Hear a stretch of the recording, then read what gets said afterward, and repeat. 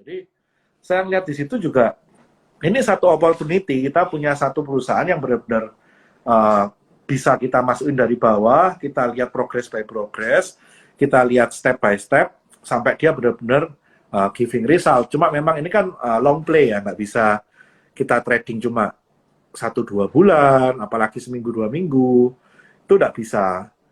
Ini Iya, aja iya. bulan 6 saya udah hold BRMS berarti setahun 3 bulan Hmm, oke, oke, kayak gitu. ya bisa bisa bisa cepet bro. Kalau bapaknya main, itu bisa cepet. Kalau Nah, itu lain kalau cerita. bapaknya main, Itu berarti apa? Ketiban ini ya, nitro.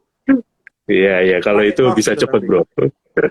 Itu pakai Iya nos iya nanti. iya iya iya Saya iya. ngeliat sih kayak Oke. gitu. Jadi Hmm, memang kalau satu sisi flow-nya juga ada mendukung, di satu sisi ya dia memang mau nggak mau kalau memang dari grup bapaknya sekarang udah bapak ini ya, udah bapak tiri ya. Grup bapak tirinya ini jalan sedikit banyak kan pasti ada flow juga seperti itu. ya ya ya. Oke. Nah, ini kan kita tadi kan kita udah sempet ngomong coal, udah sempet ngomong juga kayak emas ya, BRMS gitu ya. Nah, kalau Bro Bernard sendiri bisa lihat ya, komoditi mana sih sebenarnya yang punya masa depan tuh paling cerah? Masa depan paling cerah berarti dalam artian satu demand-nya pasti akan trajectory-nya tuh akan tinggi, but on the other hand supply-nya akan jadi terbatas nih.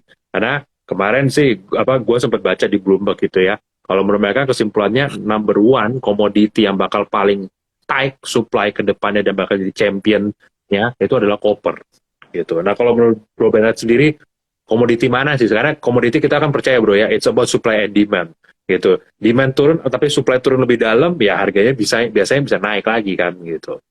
Ya, kalau copper saya setuju sebetulnya. Jadi kalau kita ngomong Ya, global resources, copper itu kan memang rendah ya. Global ya, resourcesnya rendah. Tapi kemarin saya baru baca report juga, ada kemungkinan copper ini akan oversupply di tahun 2023-2024 karena banyak ya. large mine itu open copper mine karena melihat semua peluang di copper. Jadi semua Mhm, eksplorasi gila-gilaan. Sedangkan mhm, industri yang makan copper ini kan terutama apa sih yang diharapkan? EV kan. mhm. Ya, Nah, EV-nya sendiri ini tuh nggak belum terlalu siap mhm, dengan supply Cooper yang sekarang mungkin dengan upside sedikit udah cukup untuk fulfill Cooper gitu kan. Nah, ya, yang terjadi apa? Ketika itu terjadi ketika tahun depan akan ada over supply ya, ya pasti akan ada shock dulu. Itu sama ya, halnya sama nikel. Nikel kalau mhm, kita lihat sebetulnya reserve nikel dari 2020 itu kan turun terus tuh. mhm. Sehingga Ya, sekarang ini mungkin sisa sepertiga seperempat dari awal tahun 2020. Tapi ya, begitu nikelnya harganya seperti sekarang, triple dari harga rata-rata sebelumnya, ya ya, orang berlomba-lomba untuk eksplorasi. mhm, Banyak orang yang awalnya menghitung visibility nikel dan smelter ini tidak visible dengan harga 12-13 ribu, tapi dengan harga nikel 25 ribu sampai 30 ribu ke atas itu jadi visible. Nah, ini yang mhm. dibuat orang berlomba-lomba untuk buat smelter. Tapi ini juga punya tantangan karena end product dari nikel dan smelter ini kan pasti tujuannya untuk battery yang selama ini belum terserap demand-nya. Kalau untuk stainless steel aja masih so-so gitu kan, nggak ada short supply Mhm. lah. Tapi ketika ada demand dari battery ini kan jadi short supply. Nah, pabrik baterainya jadi lebih dulu atau smelternya lebih dulu nih. Kalau Mhm. Ya, smelter-smelter ini jadi lebih ya, cepat dibandingkan pabrik baterainya, ya pasti nanti ya. ada price shock lagi di situ. Mhm. Jadi kita harus tahu bahwa yang namanya komoditi ini kita nggak bisa lepas dari namanya cyclical. Kita ngomong long run, yes, copper itu bullish, nickel itu bullish, aluminium itu bullish. Ini Ya. tiga komponen yang bakal menjadi apa ya, Backbone, komponen backbone utama yang dari ya, sarana transportasi kita lah. Yang ya, namanya EV itu disusun dari copper, disusun dari nikel dan aluminium. ya. Tapi kalau semua orang berlomba-lomba untuk eksploitasi, sedangkan end produknya belum siap, di mana menurut saya end produknya ini bakal benar-benar mass product itu dalam waktu 10 tahun.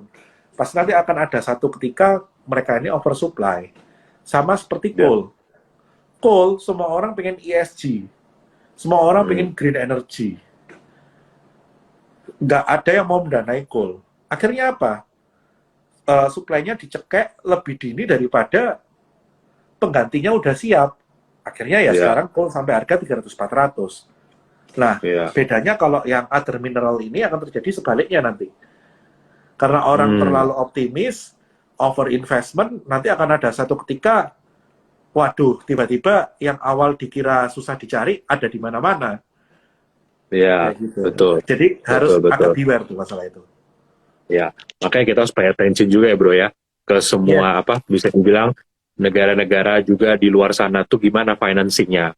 Kalau financing projectnya lancar semua, nah be careful, berarti supply bakal datang nih. Tapi kalau di sana mereka masih kesulitan untuk pinjam ke bank atau segala macam, nah berarti memang mungkin supply-nya bakal tetap tight gitu. Tapi balik lagi, bener juga, meskipun supply tight, demand juga harus ada. Karena demand itu, karena maksud gue gini, supply itu baru bisa dikatakan tight kalau demand-nya lebih gede, ya kan bro? Simpelnya begitu.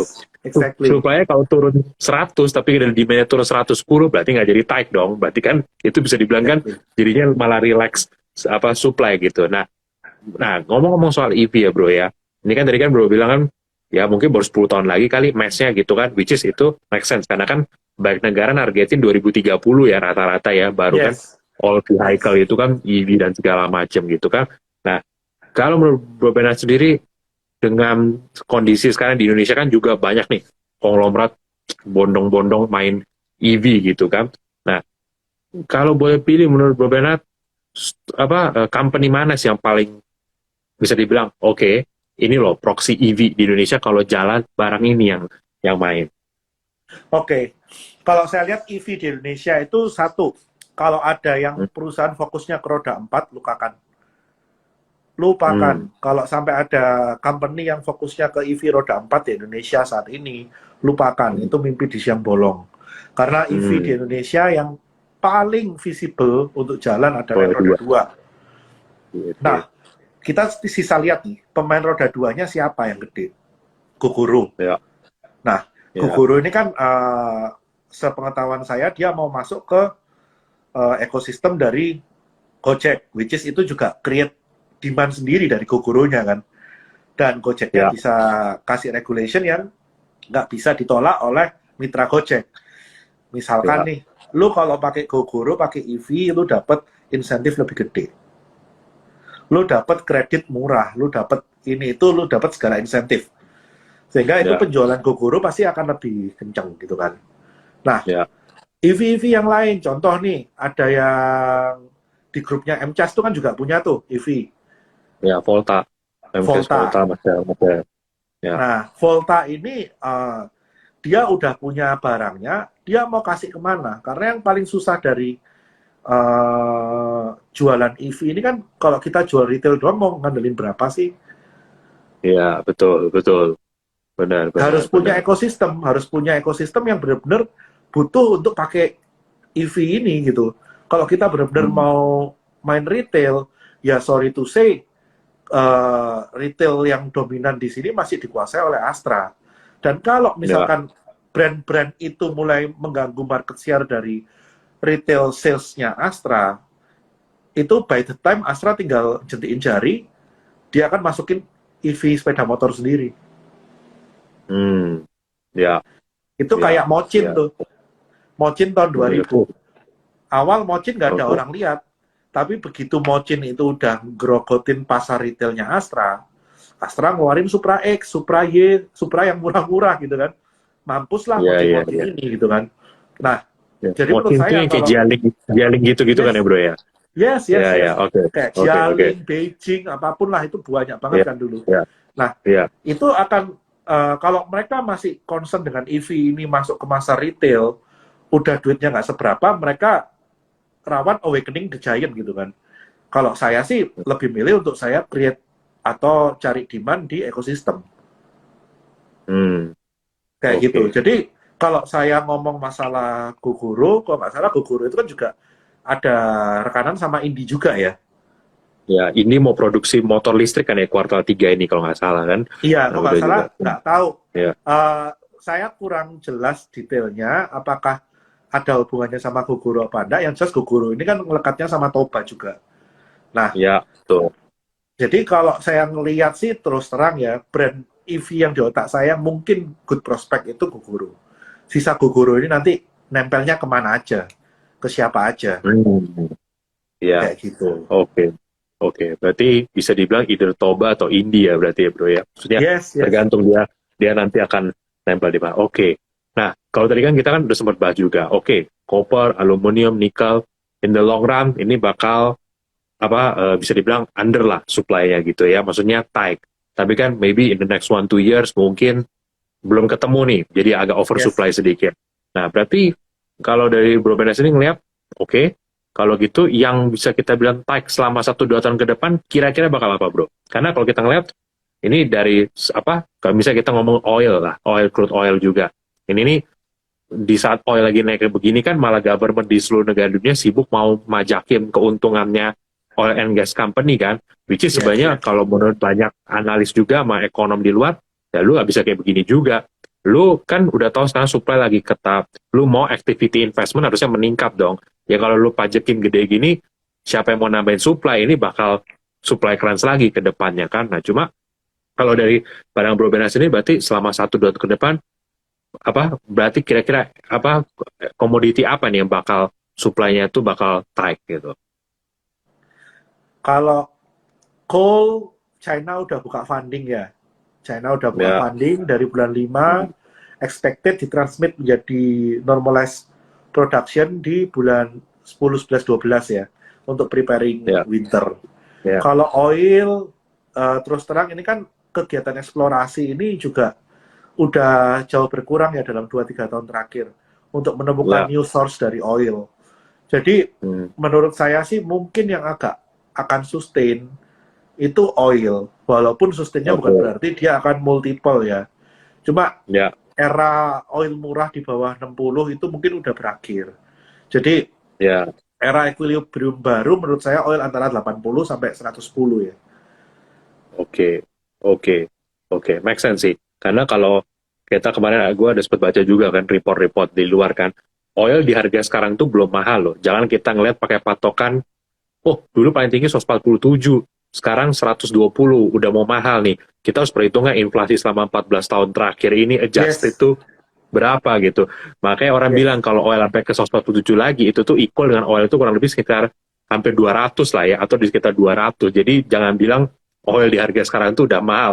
Karena secara inflation adjusted nih itu masih masih jauh. Oke, oke. Berarti menurut Bob Benar berarti oil lah ya, yang kemungkinan besar Oil, masih akan naik lah ya. Suplainya oil. selama 1-2, apalagi OPEC juga udah bilang ya, ini sebenarnya spare capacity mereka udah agak mentok nih untuk naikin lagi. Mereka juga juga bingung nih mau naikin dari mana gitu ya. Benar, Oke, karena oke. Nah, kita tahu kan, ya, dengan harga minyak berlangsung lama di bawah 60, itu semua perusahaan oil banyak yang enclosure loh, banyak yang tutup loh.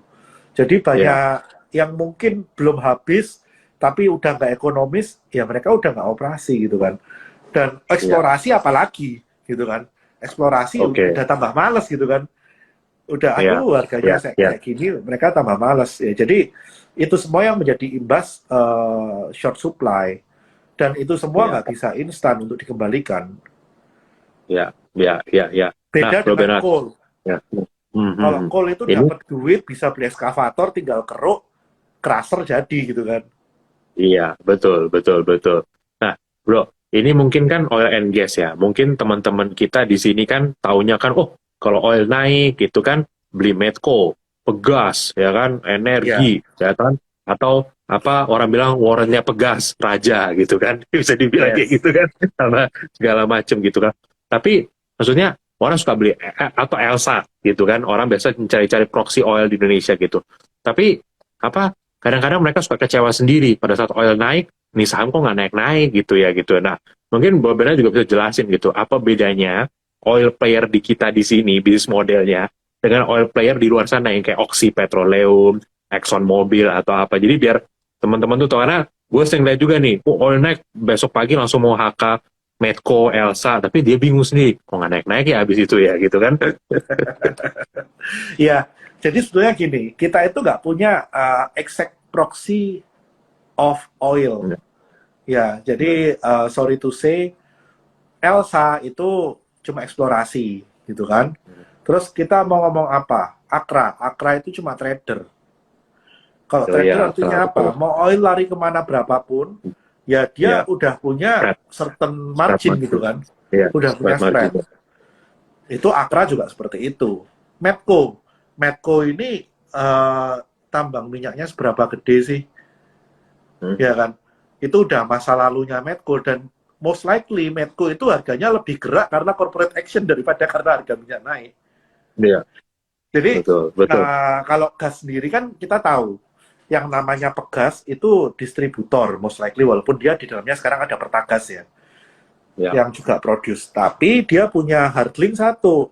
Harga jualnya dia di industri itu di cap sama pemerintah. Hmm. Which is Ya, mau naik ke harga berapapun ya dia jualannya segitu-segitu doang.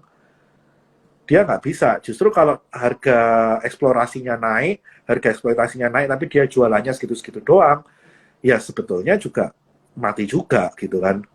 ya, Raja ya, ya. same like lah. Raja same like cuma dalam skala yang lebih kecil gitu kan. Distribusi dan Hmm. uh, bedanya kalau ya sama lah. Raja sama bekas sama beda sizingnya aja. Nah, Ya. Energi kalau bro, kita energi. energi, energi ini sebetulnya yang lebih banyak sentimennya dari owner ya, dan bukan dari Iya, dia punya bisnisnya ya. ya, Seperti yang kita tahuin lah, kalau energi memang dia eksplorasi dan eksploitasi kan. Dia juga ada main ekspor juga ya kalau saya nggak salah. Cuma di ya. satu sisi, kenapa sih kok dia geraknya seperti kayak gitu? Ya karena orang nggak believe sama good corporate governance dari si ownernya. Ini pentingnya dari GCG terhadap satu emiten nih, karena emitennya terlalu legendary gitu kan. Nah, tapi eventually kalau memang Iya, iya, ini barang komoditiesnya ini sustain dan resultnya iya, tercermin, ya itu iya. pasti eventually akan ada orang yang akan bisa apresiasi gitu kan. Terlepas Hmm, dari GCG dari ownernya, kayak gitu. oke. Nah, bro, tadi kan kita udah ngomong kan yang orang bilang kan, yang orang pikir ya, yang orang pikir itu adalah langsung playernya gitu kan. Nah, kan tapi kan di satu sisi sama nih, kayak Call itu kan ada ITMG PTBA, ada temennya yang pendukung Doit, Yuti gitu Ya, kan. Nah, di oil kan juga kurang lebih seperti itu ya, bro ya. Pada yes. saat minyak naik, orang expect nih emiten-emiten yang kerjanya membantu sumur-sumur minyak kayak Wintermar, Logindo, itu kan juga harusnya akan banyak dong kebanjiran order. Ya kemarin minggu kemarin sih Willy apa gua Bea gitu ada kita sempat ngobrol lah sama Wintermar juga gitu kan ya expect kontrak sih improve gitu. Tapi pandangan Bro Bea sendiri gimana ngelihat karena ini kan bisa dibilang kan super high beta player nih. If you believe oil itu naik dan mereka kebanjiran order gitu. Iya, sebetulnya sih kalau kita mau cari proxy yang paling mendekati ya lebih lebih cocok ke Wintermarnya ya, karena Ya. mereka yang benar-benar by volume kan pergerakannya terhadap oil. Begitu oil Hmm. naik, mereka banyak orderan, otomatis orderannya larinya kemana ya ke Wintermar, ke supportingnya gitu kan. Karena kan mereka Ya. juga service dari Pertamina Hulu Energy juga kan, PHE juga. Hmm. Nah, Hmm. mungkin ini kan PHE rencana IPO kan tahun ini nih. Ya. Nah, kalau PHE rencana IPO tahun ini mungkin itu bisa di proxy yang lebih bagus sih.